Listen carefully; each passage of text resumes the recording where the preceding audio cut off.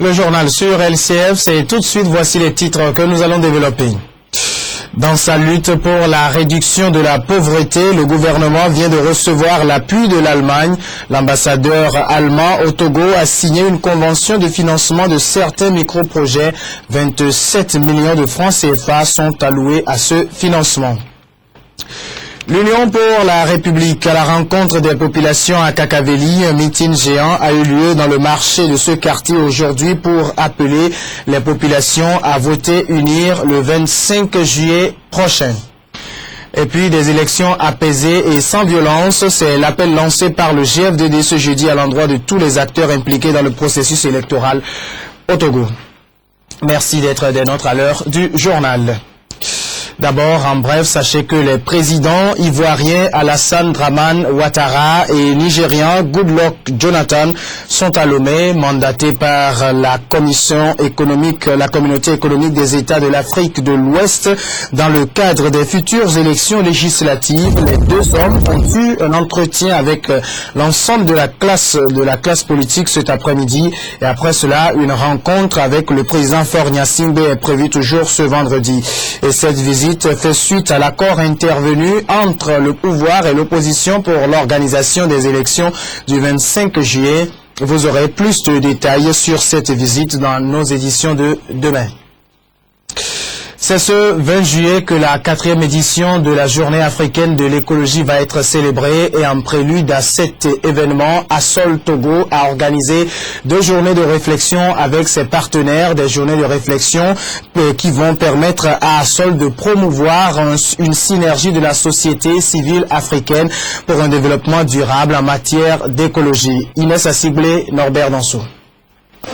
Cette journée est organisée pour promouvoir la synergie de la société civile en Afrique.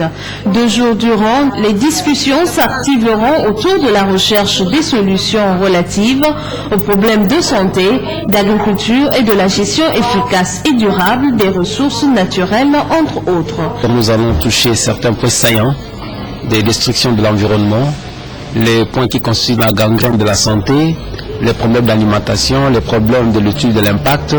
Nous allons parler aussi de travaux que nous avons déjà commencé depuis pour la mise en place d'un nouveau réseau, le premier réseau écologiste panafricain, donc groupe de réflexion des organisations écologistes d'Afrique francophone.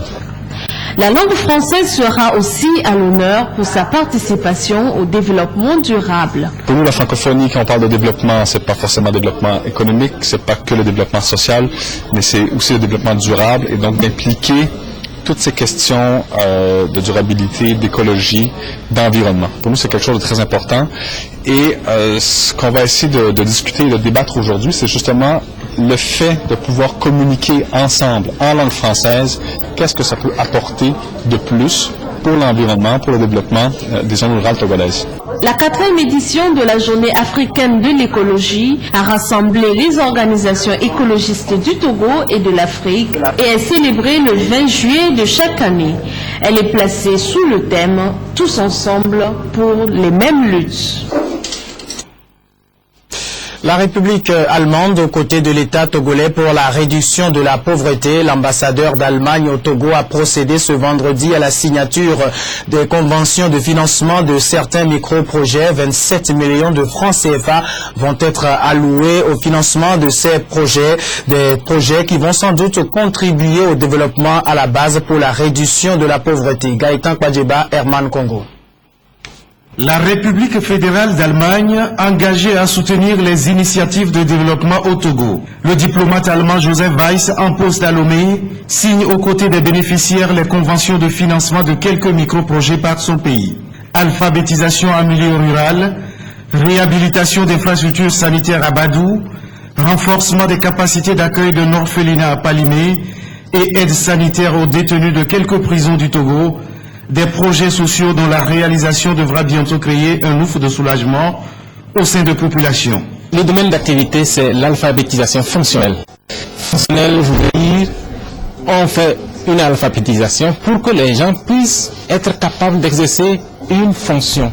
Ces fonds vont servir à la construction de dortoirs, pour filles et garçons.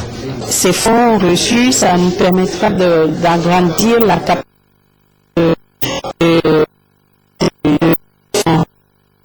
il faut dire qu'on a la prise en charge de 330 enfants. Pour l'exécution de tous ces projets, l'ambassade d'Allemagne au Togo débloque une enveloppe d'environ 27 millions de francs CFA. Je crois qu'il y a beaucoup de choses à faire. Malgré tous les problèmes politiques, il faut continuer à penser au développement. La politique de développement de l'Allemagne a toujours été un développement à la base. On veut que les conditions changent pour les populations qui vivent dans la misère et pour cette raison, on a financé ces projets qui sont très divers dans la nature et je crois la politique de l'ambassade d'Allemagne est toujours avoir un projet avec un impact rapide et nous sommes contents d'avoir identifié ces projets qui, à mon avis, vont faire avancer les choses dans leur localité. À la faveur de cette aide allemande, la faculté de droit de l'université de Lomé a pu éditer 2 manuels d'enseignement au profit des étudiants. L'aide allemande nous a permis de concevoir des documents pour nos jeunes collègues d'étudiants en première année de droit. 2 documents de droit, principalement le droit civil de la responsabilité délictuelle et le droit pénal général. Tous ces documents sont de matière de la première année de droit. Ce soutien multiforme de la République fédérale d'Allemagne au Togo n'est que le fruit de la reprise de la coopération pleine et entière entre Lomé et Berlin.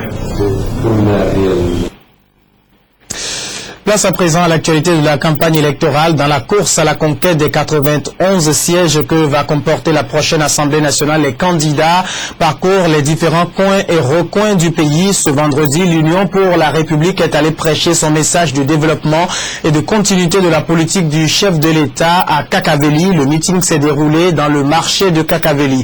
Apolline Abaki et Sodina Yao.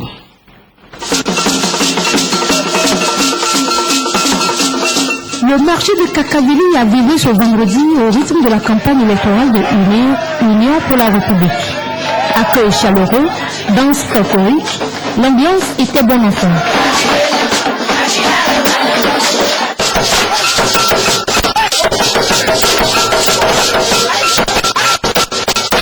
Ces candidats, après leur présentation, ont partagé avec cette population de Kakaveli des messages clés de leur parti, celui de soutenir le parti UNIR pour l'achèvement des réformes entreprises par le chef de l'État. Nous avons eu à partager avec eux les actions du gouvernement dans le cadre de la réconciliation, dans le cadre du développement, et nous essayons quand même de les inviter à se joindre à nous pour pouvoir continuer ces œuvres.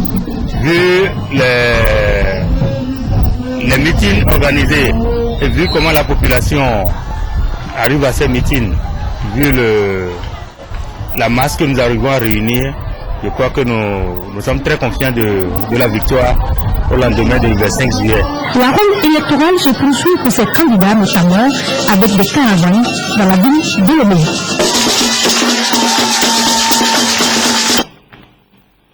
C'est à Togblekopé, localité située dans la banlieue nord de Lomé, que le nouvel engagement togolais de Jerry Tama s'est retrouvé ce jeudi. Jerry Tama et son équipe sont eux aussi décidés à mobiliser le plus d'électeurs à la cause du net. Anani FIFA, Armel Kwasi Johnson. C'est avec une impressionnante ovation que Jerry Tama, le président du nouvel engagement togolais, est accueilli à Togblekopé. Des militants habillés à l'effigie des couleurs du parti et une population très attentionnée au message du président du parti ont répondu nombreux à ce rendez-vous. Le message à l'endroit de cette population est regroupé en 3 points essentiels. Inlassablement, nous avons 3 types de messages. Le premier message que nous apportons, c'est un message d'espoir. C'est un message d'espoir en ce sens que nous disons, pendant 20 ans, les gens se sont battus pour les fauteuils présidentiels. Aujourd'hui, le net dit, occupons-nous aussi des problèmes qui concernent les populations de base. Occupons-nous des problèmes d'emploi, des questions d'environnement, des questions de cherté de la vie. Il y a d'abord un étonnement, les gens n'ont pas l'habitude de voir les politiciens venir les voir sur le terrain, donc ils sont étonnés, amusés, assez intéressés par ce que nous leur disons, et eux aussi nous font remonter les préoccupations qu'ils ont, c'est les préoccupations du quotidien. Les gens veulent avoir du pain, les gens veulent voir leurs enfants, trouver du travail, c'est ce qui inquiète aujourd'hui. À ce premier baptême de feu pour le parti Nouvel Engagement Togolais, la stratégie pour la conquête des cœurs des populations est basée sur le porte-à-porte, un système qui devient la mode pour la plupart des candidats déterminés à avoir une majorité à l'Assemblée nationale prochaine. Nous avons opté pour le porte parce que ça fait maintenant 20 ans que la démocratie est dans notre pays. Ça fait 20 ans que nous sollicitons nos populations. Ça fait 20 ans que nous les invitons à nos meetings, à nos manifestations. Et ça fait 20 ans que les choses ne bougent pas. Nous avons pensé qu'il est temps maintenant qu'on aille vers ces populations-là, qui aujourd'hui sont dans une grande souffrance, pour leur expliquer en réalité ce qu'on prévoit pour vous. On ne peut plus leur demander de laisser. Nous sommes au marché ici, vous voyez que les gens difficilement arrivent à joindre les deux bouts. On ne peut plus en plus leur demander de venir nous voir. Voilà pourquoi nous faisons du porte-à-porte. Cette rencontre avec la population de Togolais a été l'occasion pour le Nouvel Engagement Togolais de présenter à ses sympathisants un bureau local composé de quelques membres. Juste après cette séance, la caravane a fait un point de chute dans le marché d'Aguazongo, toujours pour inviter les populations à porter leur voix au Nouvel Engagement Togolais. Et si les candidats, eux, sont déjà dans l'arène pour la bataille des législatives du 25 juillet, la société civile, elle, croise les doigts pour que ces élections se déroulent sans heurts. Le groupe de réflexion et d'action Femmes, Démocratie et Développement GF2D a tenu une rencontre ce jeudi à l'intention des organisations de femmes, de jeunes et des médias. Le GF2D a lancé un appel à tous les acteurs impliqués dans le processus à œuvrer pour que le scrutin se déroule dans un climat apaisé. Edwige Larrey. Au regard du contexte socio-politique national, ainsi que de la géopolitique de la sous-région ouest-africaine, nous appelons le président de la République et le gouvernement, garant de la stabilité des institutions, à œuvrer résolument dans la transparence, le respect des lois républicaines et du cadre juridique international pour l'organisation paisible des élections. Les partis politiques et leurs leaders à faire preuve d'amour de la patrie, de retenue, de responsabilité et de respect des lois républicaines. Les médias à respecter le code de déontologie et de bonne conduite afin d'éviter des dérapages inutiles qui pourraient porter atteinte à la paix civile. Les forces de sécurité à respecter les standards nationaux et internationaux de sécurisation des élections, notamment lors des opérations de maintien et de rétablissement de l'ordre.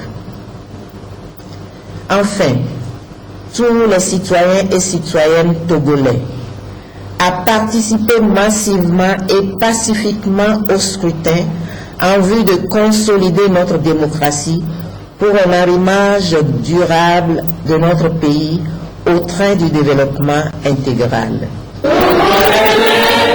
Réunis sous les auspices de la GF2D, entendez le groupe de réflexion et d'action Femmes, Démocratie et Développement, cette rencontre de réflexion des organisations de femmes, de jeunes et de médias vise à prévenir des conflits et violences en période électorale. Ces femmes ont été également formées sur quelques moyens de promotion de la paix. Nous avons formé de façon pratique les femmes et les jeunes filles sur l'utilisation des réseaux sociaux, notamment le Facebook et le Twitter.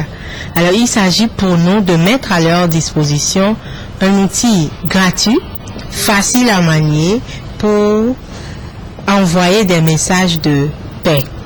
Nous avons attiré leur attention sur la nécessité de faire une utilisation utile, un usage utile de ces réseaux sociaux pour informer la population sur la nécessité de préserver la paix, d'adopter des comportements non violents pour que les élections se déroulent dans de bonnes conditions.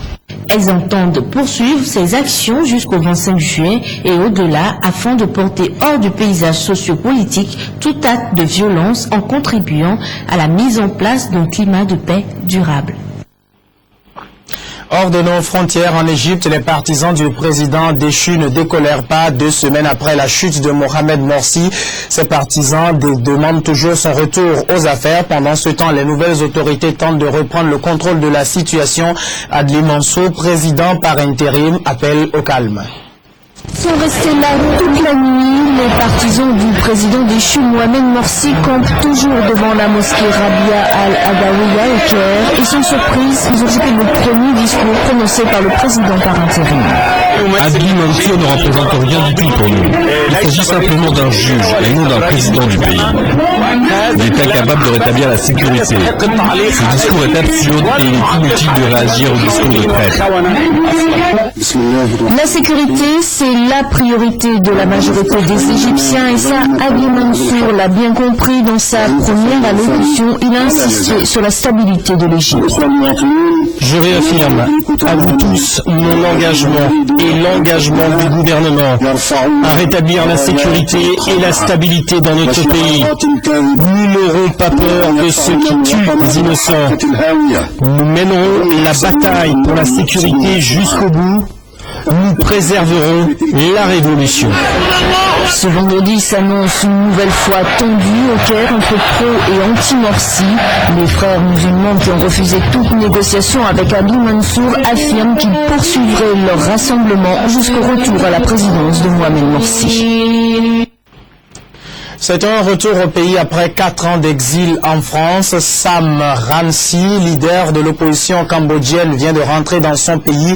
Il a été gracié par le roi Norodom Sihamoni. Cet homme incarne l'espoir de tout un peuple. Son retour intervient à une semaine des élections législatives. 4 ans d'exil, 4 longues années à attendre ce retour au Cambodge. Mais aujourd'hui, c'est le grand jour pour Sam Rainsy. Il savoure donc l'instant. Face à lui, ses partisans sont euphoriques. Ils l'attendaient depuis si longtemps. Leur leader ne va pas les décevoir. Ses premiers mots sont polis. Je suis très heureux d'être de retour aujourd'hui. Et je vous remercie d'être là. Maintenant, nous allons défiler ensemble dans la ville. Je dois sauver notre nation. Nous le ferons ensemble. Gracié par le roi Norodom Sihamoni, Sam Rainsy revient après 4 ans passés en France. Condamné en 2009 à 11 ans de prison pour des accusations d'ordre politique, le chef de l'opposition cambodgienne avait dû fuir. Son retour intervient à un moment crucial, à une semaine des élections législatives. Le chef du parti du sauvetage national du Cambodge ne pourra pas participer personnellement au scrutin. Son parti, qui a rallié tous les partis d'opposition en son absence, n'est pas favori, loin derrière le Premier ministre sortant au pouvoir depuis 30 ans. Pour ses partisans, Sam Rainsy incarne le changement.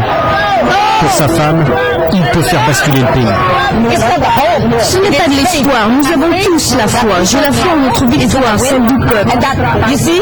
Lorsque je vois aujourd'hui votre soutien, avec cette joie, vous ne pouvez que gagner. Un retour aux sources plein d'espoir, même si Sam Rainsy ne se fait guère d'illusions. Il y a quelques jours encore, il accusait le gouvernement de fraude électorale. Peu importe, il va désormais se lancer dans la dernière semaine de campagne à corps perdu, avec l'intime conviction que tôt ou tard, ses idées vaincront. Et puis avant de refermer cette édition, je vous en rappelle l'une des principales informations. Les présidents ivoiriens Alassane Dramane Ouattara et Nigeria Goodluck Jonathan sont à Lomé, mandatés par la CEDEAO dans le cadre des futures élections législatives. Les deux hommes ont eu un entretien avec la classe politique cet après-midi. Et après, une rencontre est prévue avec le président Faure Gnassingbé toujours aujourd'hui.